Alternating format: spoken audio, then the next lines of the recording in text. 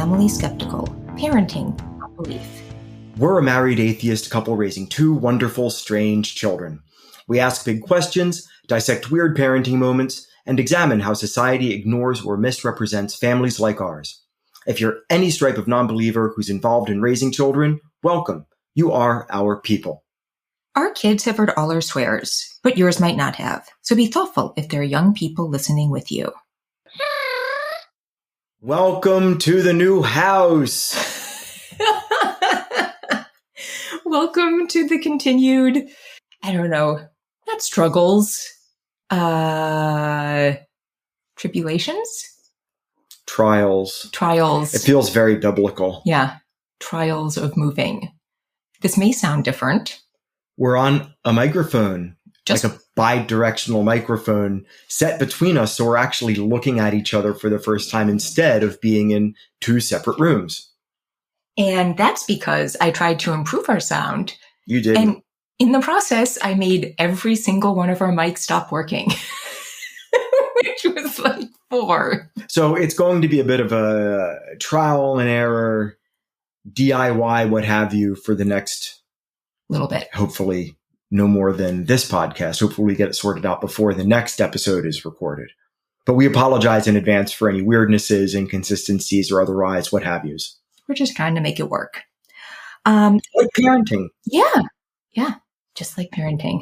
Our kids haven't stopped working so far.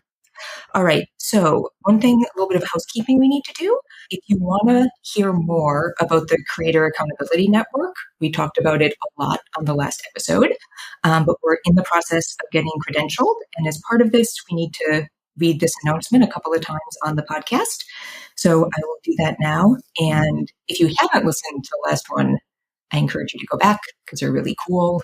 And we say lots of stuff about them. And don't just listen to the Creator Accountability Network PSA at the top. Listen to the actual episode. Yeah. We're excited to announce that we've joined the Creator Accountability Network. Woo-hoo! CAN is a nonprofit dedicated to reducing harassment and abuse through ethical education and a system of restorative accountability. We join because we care about the safety and well-being of our community members.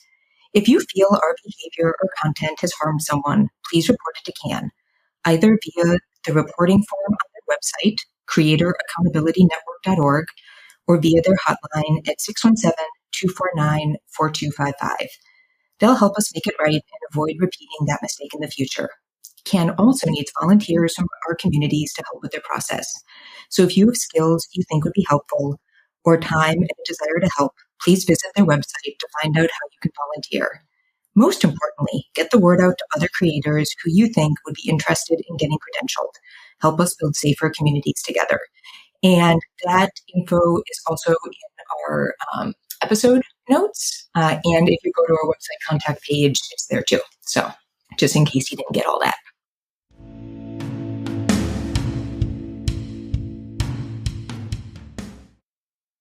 Okay. So there were things I wanted to talk about. I think what I wanted to talk about is just how interesting it has been with the kids since the move and how much, I was going to say how much new stuff they've tried, but in some ways, I just think it's been interesting. I feel like I've gotten to see their personalities shine so clearly in the last month. So it's just a whole host of things. But one thing we talked about in the last episode is just how much our folks have helped us in this move. Yeah. And one thing I didn't mention, my mom was so amazing when she was out because it was just, as we mentioned, we did not get into our house as quickly as we thought we would. Nope. And it was really hard because the kids didn't really have any toys to play with. It was super hot and gross out. So it wasn't really easy to do park stuff, though she did a lot of that too. And, there was just a lot going on. And so she was absolutely amazing, just every day finding stuff for them to do, even though she thought it was going to be different. And one of the amazing things she did is that she took the kids to the Great Wolf Lodge. Yes. For an overnight. Overnight. It's like a hotel water park wolf themed. I mean, and there's like a whole magic wand thing. It's very interesting. But I think it was, I don't even know, well, maybe you thought about it a ton, but I didn't think about it a lot until after they were gone, that this was their first time away from us. Yeah. For a night. Yeah. It was a big deal. They did great, apparently. Yeah. But like, that was wild because we actually got a date night, which like in the madness of moving, like that was wild. But they did really well, even though it was a period where they had been sort of like at each other's throats a bit, but they did amazing. And it was just intriguing because it's like I wasn't sure how they would do, and they did wonderful. But then my mom offered to do an extra night with them, and Reader still wanted to come back. And I feel like that's just so, it was such an emblematic moment for Reader, because he is both our kid who is so brave and just willing to try anything. So he like spent the entire time going down the biggest slides he possibly could and like trying all the things, but was also the kid who was like, I want to be back with my folks. Like one night is enough for me. And just that kind of dichotomy of who he is. And then Go didn't want to do any of the big slides. And actually his big thing was there was like a magic quest you could do, and that appealed to all of his creative sensibilities. And I feel certain he would have been fine doing another night and like spending the next day doing all magic. But he was okay coming home. And the nice thing was they had like wands and capes and things that my mom got him. And so like that was his go-to toy for the next like couple weeks of the move. Yeah, it all worked out. Which was amazing. But it was just like such a clarifying moment of where they are in their lives. And then the other really interesting thing is that where we moved, there is a rock climbing gym. And we knew we definitely wanted to try that just because it's a fun thing to do that we haven't had a chance to do where we were living. And we went, and the boys just fell in love with it. It was, and do you feel like you know why it's been like so, why they took to it so much? Like, did you expect that going in, or was it a surprise? Because they like trying new things, but I don't think I expected them to love it so immediately. Well, it's sort of a game, and we have 2 gamers. And when you're climbing, there are different routes you can take. And the route you take can change from climb to climb. But in a sense, it's a puzzle. You figure out what you can do, and then you attempt to do it. And then you achieve, you get to the top. And then if you don't get all the way up, you try to do it again. It's very much like you're playing a game. There's an objective, and it's just you versus an object. And you can take it at your own pace. Like with video games, when it's not multiplayer, you have the ability to pause, to redo, to save, leave, try again later. And that gives you a lot of flexibility. If you're looking for an activity that gives you a sense of accomplishment, in which you cede no control, really. And so for especially a kid like Reader, who has dealt with anxiety in a time in which there is a lot of anxiety, potentially or actually, having an activity where he feels like it's a challenge, but it's one that he has control over in its various forms, probably gave him a sense of security in that accomplishment. So I'm not surprised. I didn't anticipate it being as big of a hit, but I definitely am not surprised by how much of a hit it actually is. And then do you want to talk about the conversation that Reader had with us? Because I think it was a pretty big deal. Which conversation was that? After discovering rock climbing. Oh, are you talking about wanting to do rock climbing and swimming in lieu of martial arts? Yeah. Yeah, it was a big deal. And I had the feels. I used to train for many years and taught for many years and had a school. And so it's like there was part of me that had to move past that pang of, oh, now he's not doing something that I have that immediate emotional and intellectual access to anymore. Now he's doing his own thing, which is fine, which is part of life. It's part of parenting. It's part of being a child. And I'm just really proud that he is as engaged with it as he is, and as motivated to go. And it's also a social activity. Like now we just had a play date where he met up with one of his buddies from school in the neighborhood at the rock climbing place.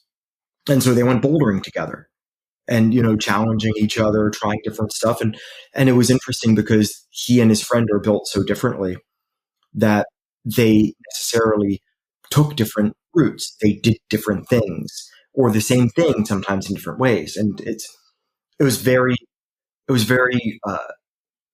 just say it was an affirmation of everything that I was hoping that he would get out of it.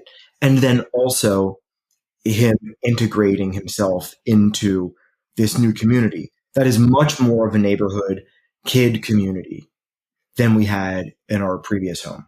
So it was a confluence of positive emotions, but some pangs of regret over which I had no control because I can't force him to like a thing that I like. And I don't think it's that he didn't like it. No. It had kind of run its course, and this was a natural point in which he would want to potentially try something new. And I was so proud of him for being mature enough that he felt like he could come and talk with us. Indeed. And let us know what he wanted. Oh, for sure. It's just been interesting. So I just feel like everybody is everybody is like being amazing and trying new things and also being so much who they are. Yeah, for sure.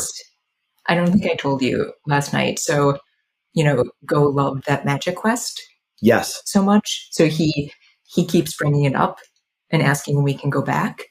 And last night during reading time, apropos of nothing, Reader was like, "Oh, I don't think it's going to be there next time." I think it was just like, why wouldn't he just take the moment to be a jerk? Yeah. And so of course Go lost his mind, was so sad. I had to look it up on the website to make sure it wasn't a temporary thing. I was like, oh man, the most primo Big Brother move. Yeah. Just casually. I just see how I can unravel your psyche by just pulling on the smallest thread. And I'm just going to just gently, as if I'm, not doing anything, just give it a little tug. Oh man.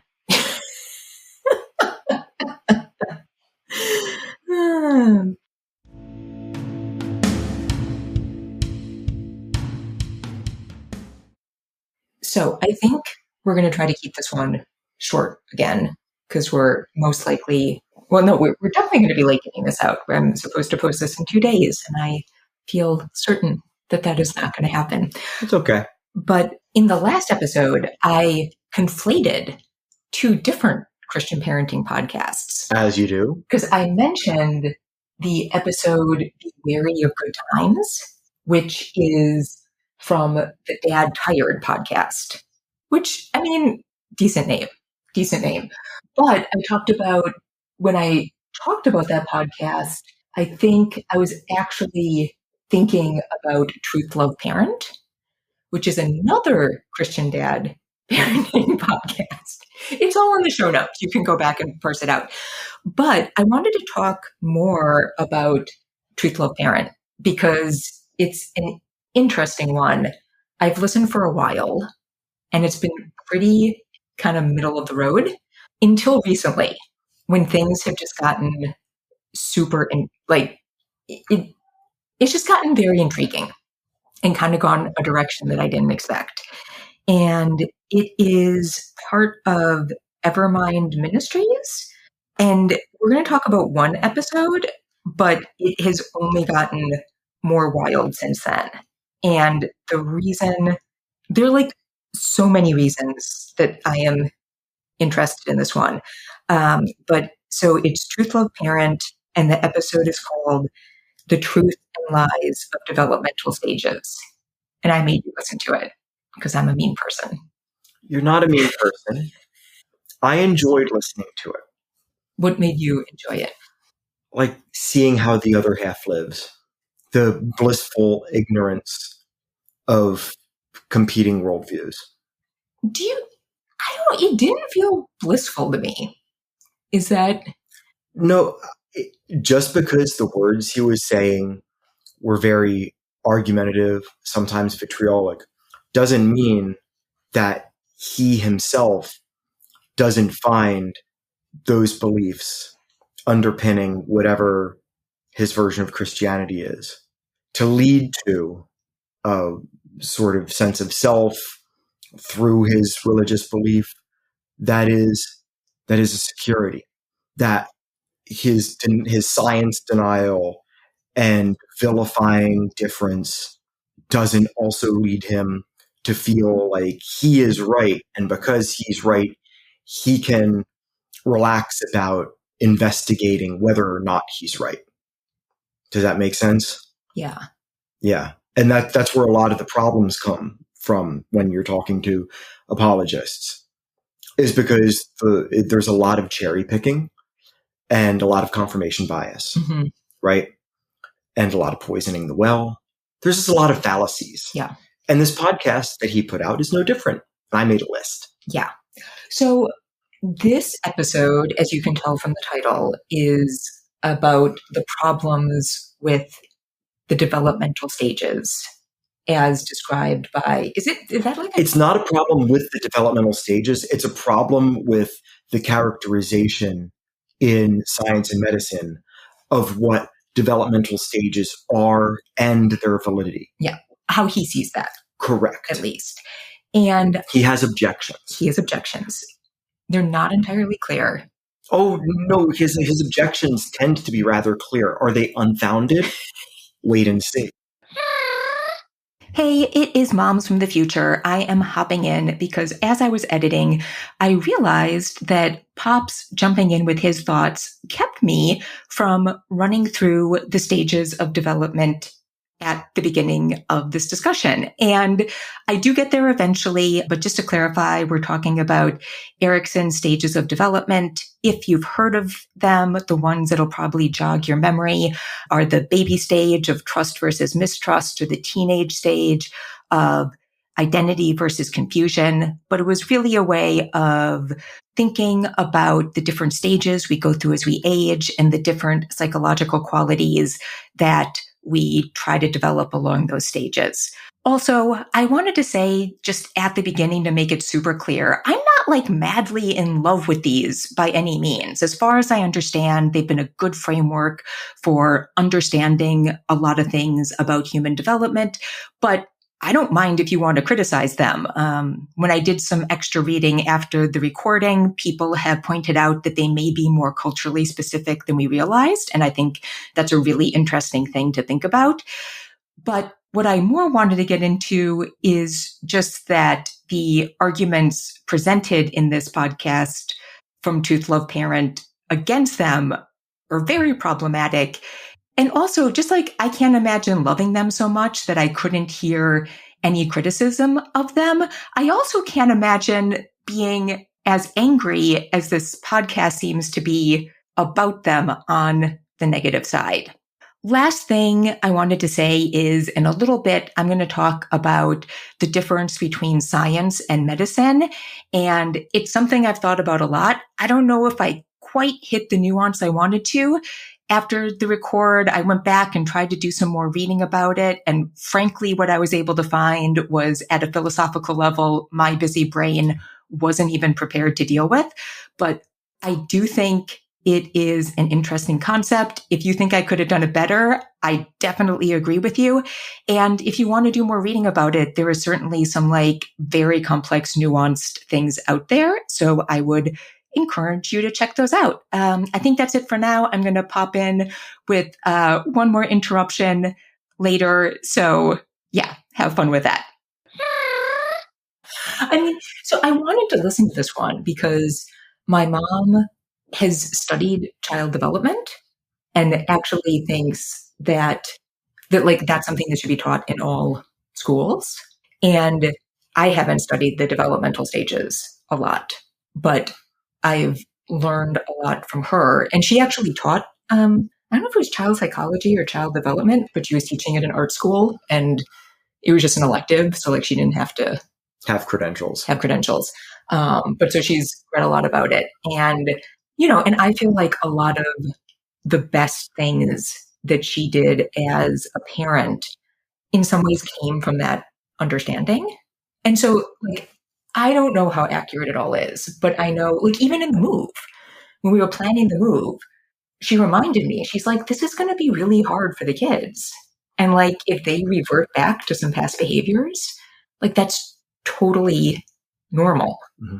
And I think a lot of what she did that was so amazing is that she didn't try to fight the way the kids are in the way she raised me. She just really tried to do things that would support me doing the best in every situation. So like, and look, I didn't take this advice. When I had a kid, she gave me this amazing box set of cards with like her few pieces of parenting advice. And I was actually thinking about last year, like going through them one by one a little bit. But like whenever we went out to a restaurant, she didn't expect me to just be able to sit still and be quiet and not disruptive. She would like bring things for me to read and activities for me to do. And, understood that like where I was as a kid, it wouldn't necessarily be expected that I would just sit still and be quiet. Yeah.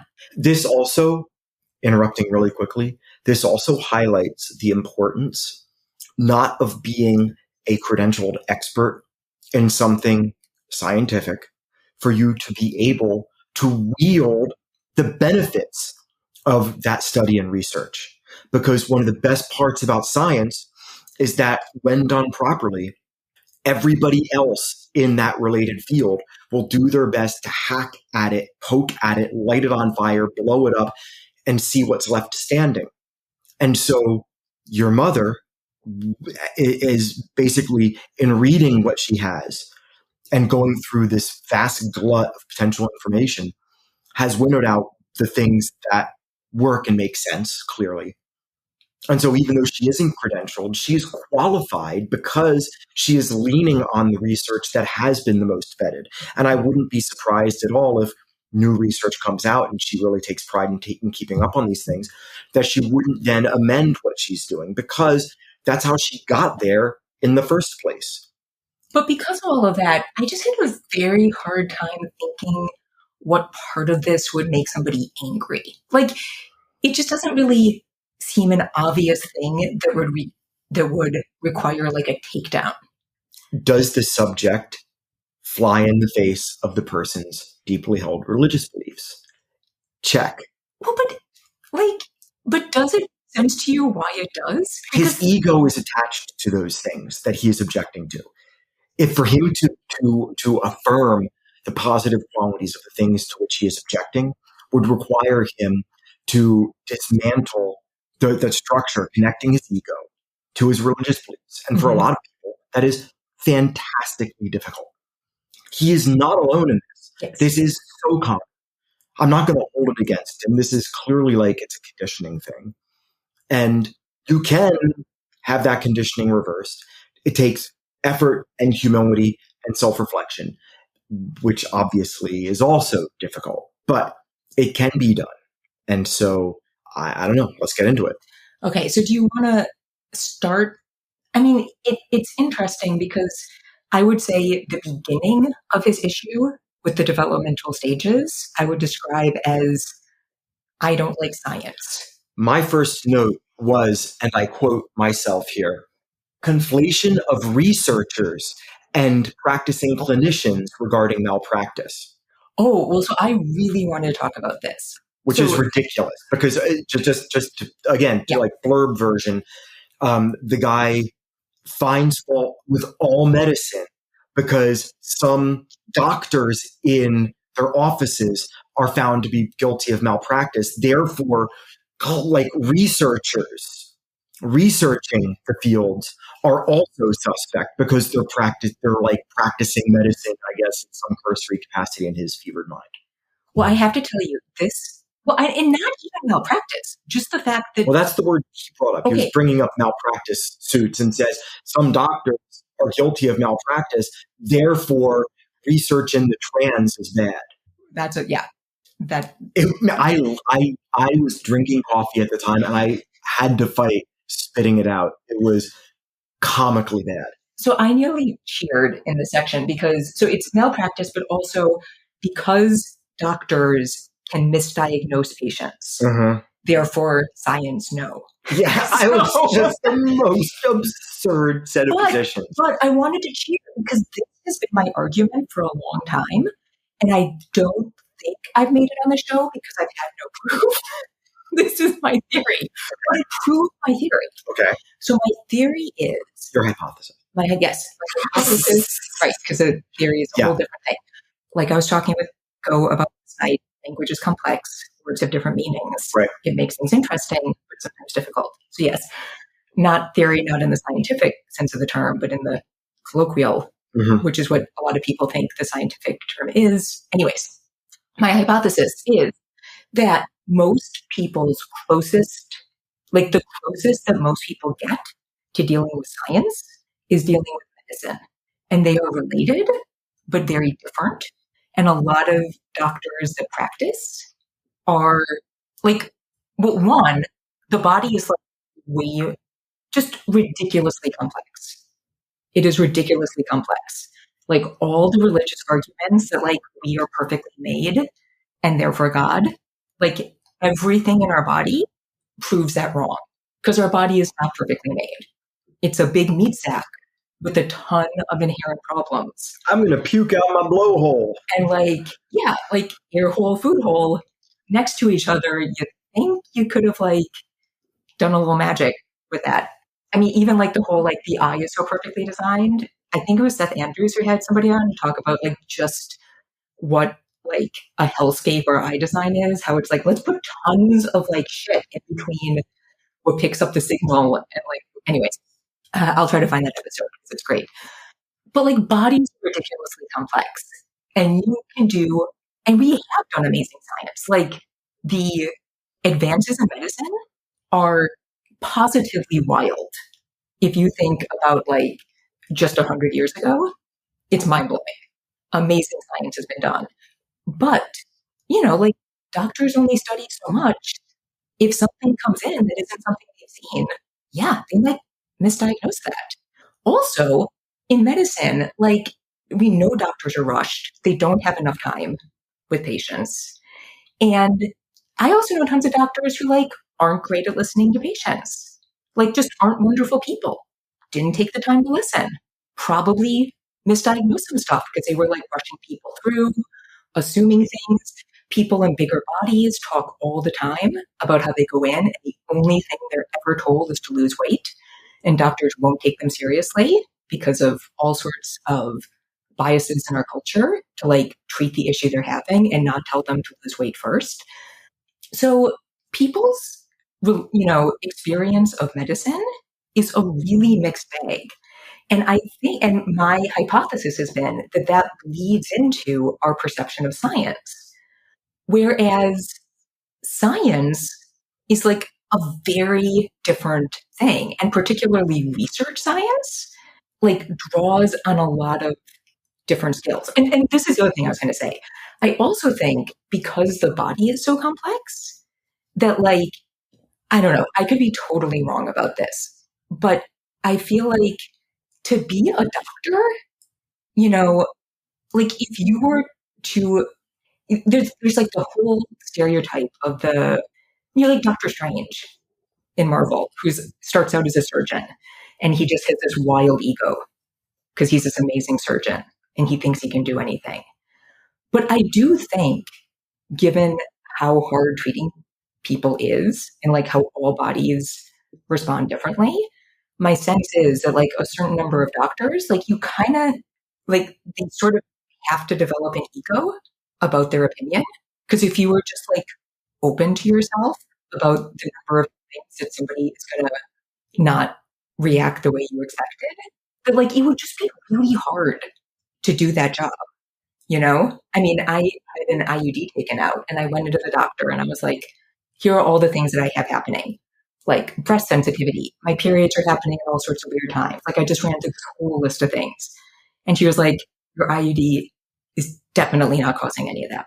Those are not indications of the IUD. Hey, remember when my lay ass told you to get the IUD out 6 months prior to that? Yeah. And then what happened? And then I was like, cool, noted, take it out anyways. And she did. And I would say 70% of my symptoms like Within a week. Went away within a week. But, and that was frustrating. And I think that was partially like her as a, a person. But I think, but I also have some sympathy because it's a really hard job. Like you're dealing with people in these incredibly vulnerable positions and you can't figure it out. Like it has real impacts on people's lives. And it's like, I would never want to be a doctor. That would be terrifying to have somebody's health in your hands. And so I get that, like all people, like I understand the desire to have some like simple answers for yourself and to, anyways. So I just think, but I do think people conflate that within science as a whole. And I think that can lead a lot of people to having a negative view of science in its entirety. Whereas I've worked with some research scientists and that field, though there are certainly exceptions and there are tons of egos, the research scientists I have worked with, very different than a lot of the doctors I've known, are excited by not knowing the answer. Like getting a bad result, like getting a result you didn't expect can be a good thing. It's just like because that's science. That's science. It's like I don't know isn't scary. That's where this guy comes in. Yeah. Like this is why this dude, my next point, is like he category errors himself into just absurdity when he puts quote unquote spiritual development in the same basket as like neurological functions and like brain physiology developing. Like your brain physically develops going up to the age of 25, but also he's just like he includes in all of that development spiritual development, and that the spiritual development, if left unaddressed, will not lead to like a proper development of the individual. Therefore, developmental stages bad again. Yeah, no. So there's the doctors sometimes misdiagnose people, therefore science bad. Also, some scientists think trans people exist, therefore science bad. Yeah. And there's also evolution. Yeah. Oh scientists believe in evolution, therefore science bad. I'm sure he has other episodes on that. He doesn't. Please don't make me watch or listen to them. He didn't feel the need to get into it. That was a given. That's all I know. They're probably linked in his show notes. Yeah. His. But then, I mean, I think his like biggest claims against the developmental stages were science changes. Oh, yes. Science changes, therefore science can't be trusted. Science claims developmental stages are a thing, therefore developmental stages can't be trusted. I mean, I don't know if we need to say it, but the fact that science changes is a good thing. That's the best. It's like, imagine a Reuben, but instead of rye bread and Russian dressing and some nice Swiss cheese and some, whatever you're going to put in there, some corned beef or pastrami, some sauerkraut, maybe some extra cheese, fried in butter. Instead of all of that, just imagine an array of fallacies squished together and pumped through headphones. This is the Reuben of fallacies. Yeah. I mean, the reason science changes is that scientists are still working to learn new things. And they discard things they learn don't work. Yeah. Aren't predictive. It's almost like it's doing exactly what it claims to do in the way it claims to do it. It's amazing. And by amazing, you mean depressing. Yeah. But then when he actually gets to the developmental stages, I think one of his big complaints is that, like, he seems to suggest that the science says, like, whatever is happening in a certain stage, you only deal with it in that stage Mm-hmm. and then move on. Mm-hmm. And I did check with my mom, who's done a lot more reading, and she's like, yeah, no, that's not what's implied at all. It's not like, like when you become a teenager, like, yes, you're working to pull away from your family and develop more of your own identity, but it's not like you never deal with your identity ever again. That's not implied at all. I've dealt with my identity more as an adult within the last 6 months than I have in the preceding 20 years. Yeah. And then I think his other big argument is that I think it has to do with expectation. So I think his worry is that if we realize that children have certain limitations based on their age, that we won't ask them to achieve more or to try more. And there, like, if that's how somebody's applying the science, I do think that could be a bad thing. But again, I don't think there's any implication in any of this that if your child is showing, because it's not like everybody develops at exactly the same pace. Mm-hmm. These are broad categories. Yeah. That if your child is showing a capability to excel or do more in a certain area, I have certainly never seen anything that's like, no, tamp that down as much as you can. You keep them in that developmental stage. Don't you dare let them do more. I think that is just something he is imagining. Again, he's picking the cherries and confirming the biases. Yeah. Did I mention yet that he conflates humanism and materialism? Oh, in that one? That's like the final slice of bread in the Reuben fallacy sandwich. It's just not, no. But I think the long and short of it is, I like hearing those compounding reflections and investigations from people with whom I disagree.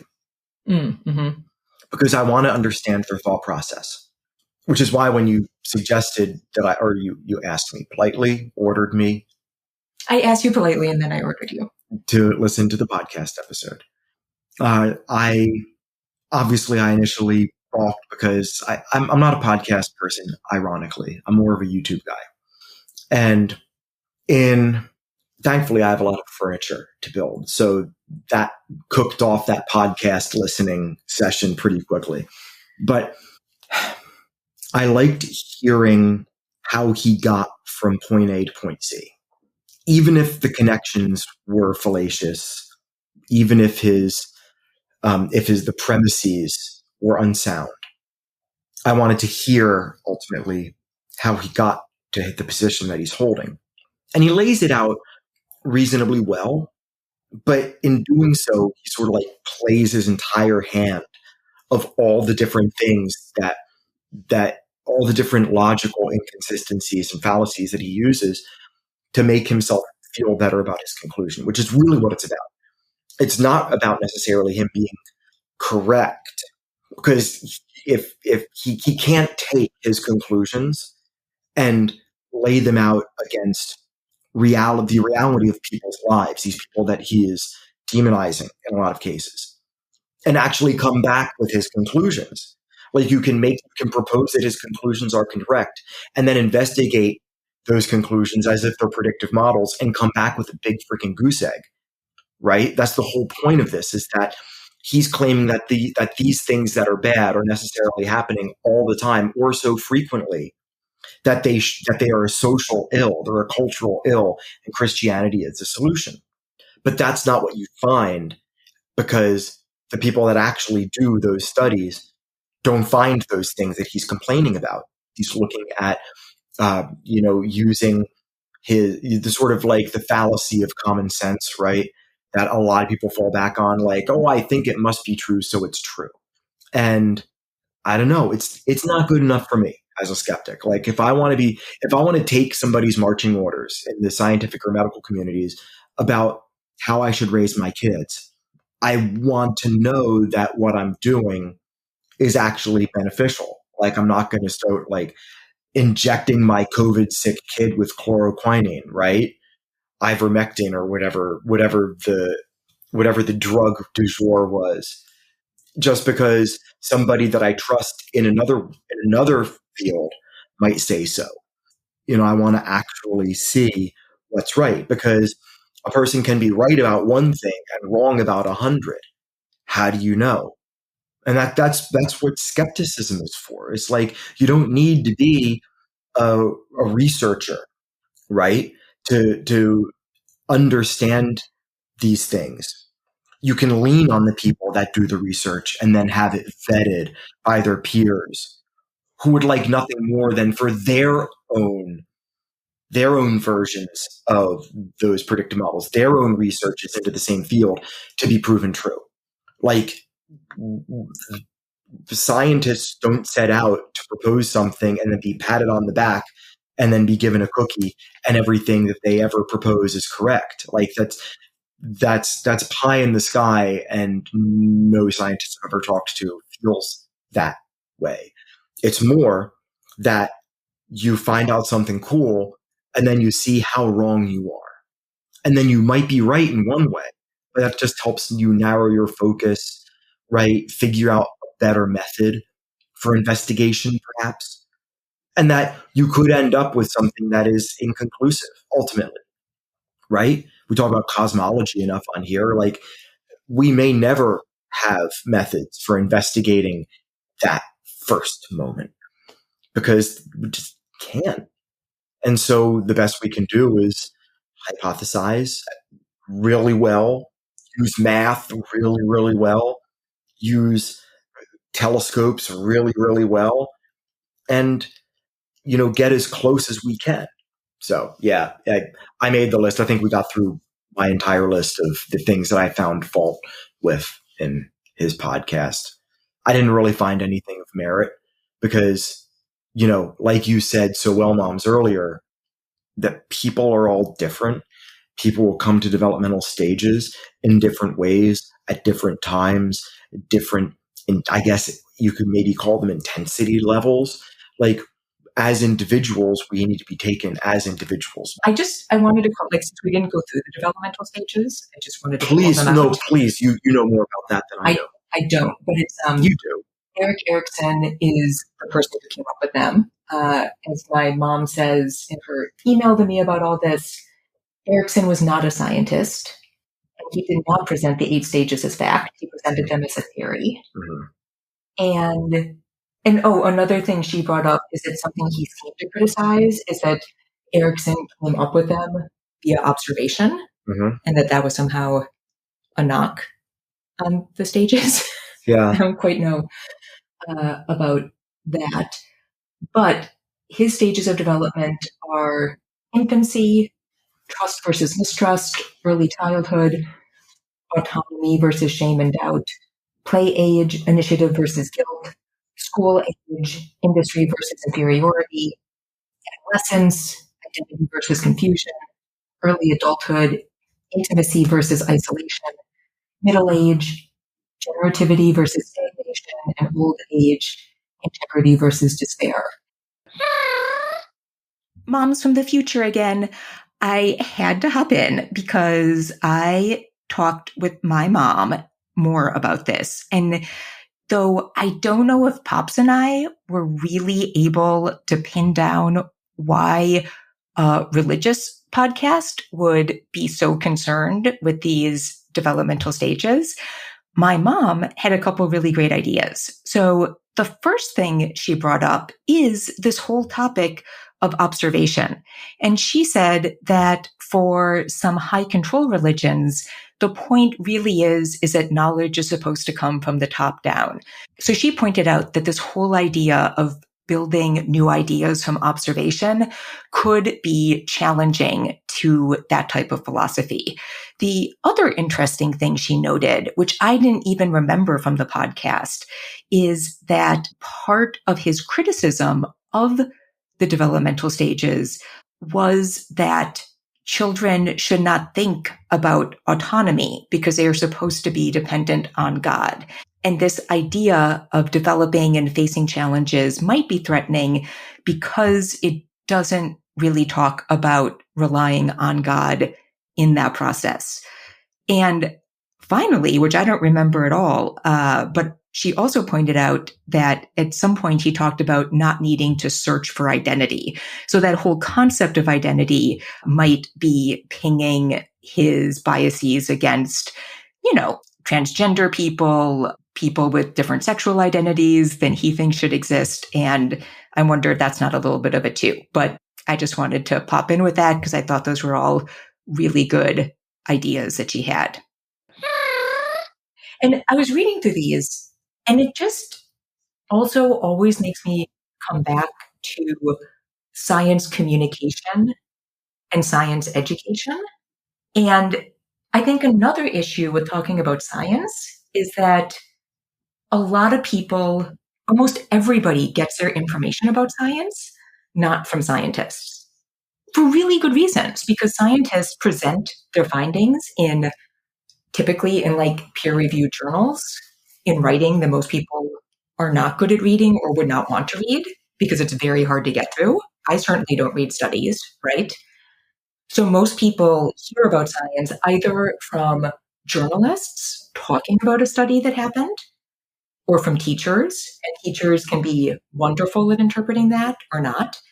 And journalists can be great at interpreting that or not. I think we've seen in recent years that in this like fast news cycle, journalists love taking the title of a study and making a big deal about it without ever really digging into the science behind it.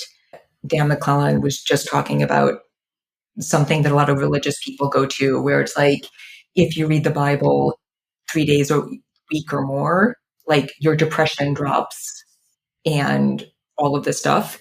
And he went back and tried to find the actual study that that's based on. And it doesn't say anything about that. They didn't like ask people to read the Bible more days a week or to increase at times they read the Bible. They just did a comparative study of like people who read the Bible a certain number of days a week and what characteristics you see in that people, which could be total correlation.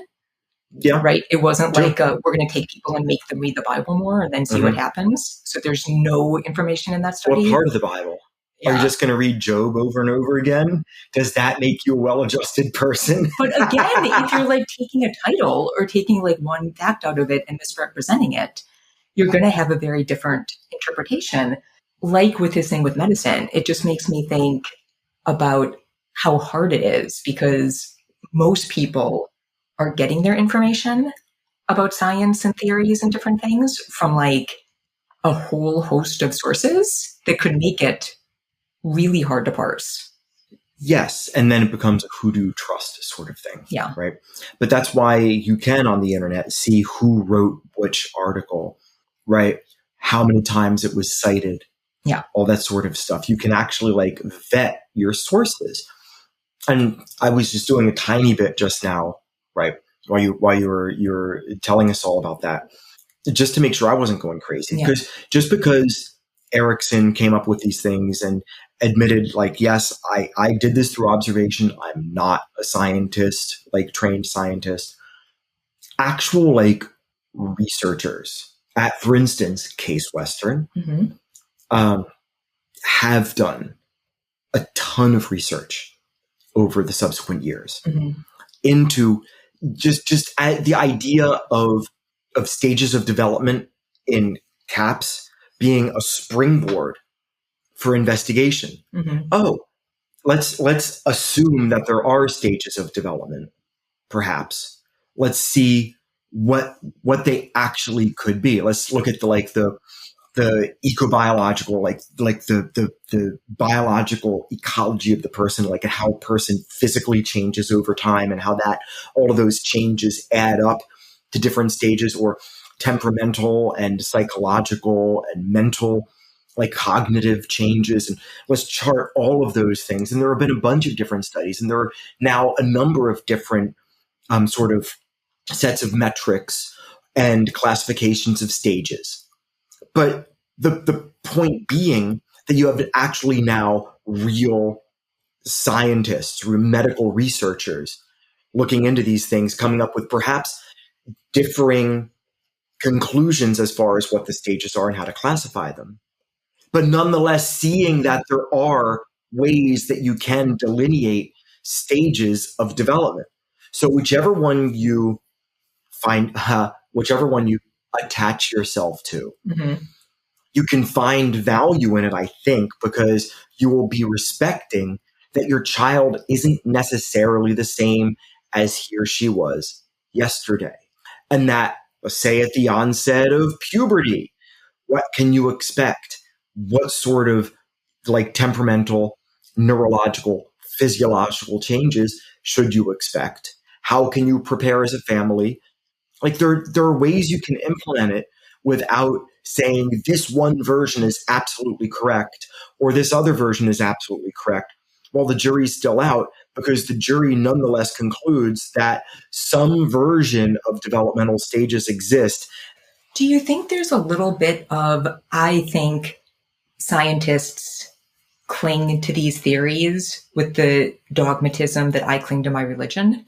I think there's a lot of that. And I think that when you talk to fundamentalist Christians and apologists in particular, that they necessarily need atheism to be a religion. They necessarily need for people who disagree with them to be as dogmatic and air quotes religious as they are, because that's the lens through which they discern their world and through which they attach their ego to those like what they would consider to be brute facts about reality.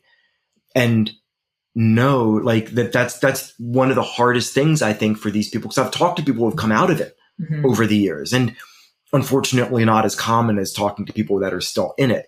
But for those people, like disabusing yourself of the notion that science is dogmatic can be as hard as disabusing yourself of the fear of hell.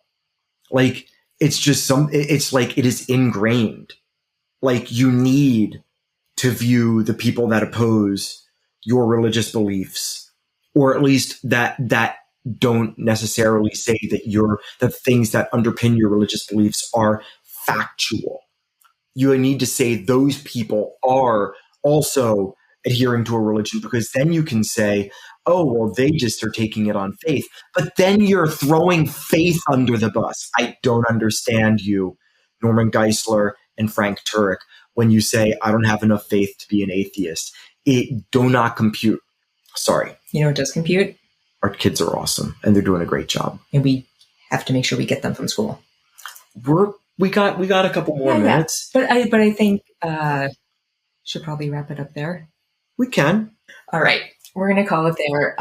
We need to thank Jonathan Zalbin and First Frame Music for the music for this podcast.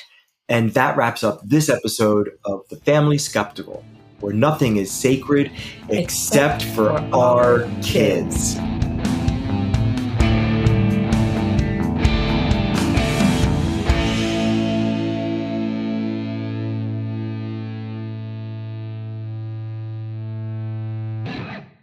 I did just see something online where it was not if the does this spark joy doesn't work for you. It suggested instead, if this had poop on it. I showed you that. It was yours? Yeah. Would I clean it off or would I throw it away? Which I feel as a parent is far more valuable, because I think we've all been there. Yeah. That shoe, do you really like that shoe? Or are you willing to let that shoe go? I was just thinking about with our rodent problem. I literally went through that exercise. Oh, we did. Oh man, that's my favorite. That's my favorite, like book of ElfQuest. Sorry. Well, I think ElfQuest actually escaped largely unscathed, but there was some stuff that I know that I saw you sigh, that existential sigh of the comet's coming. What can we do? Yeah, it's okay. It's funny what a rodent infestation will do to your pack rattiness.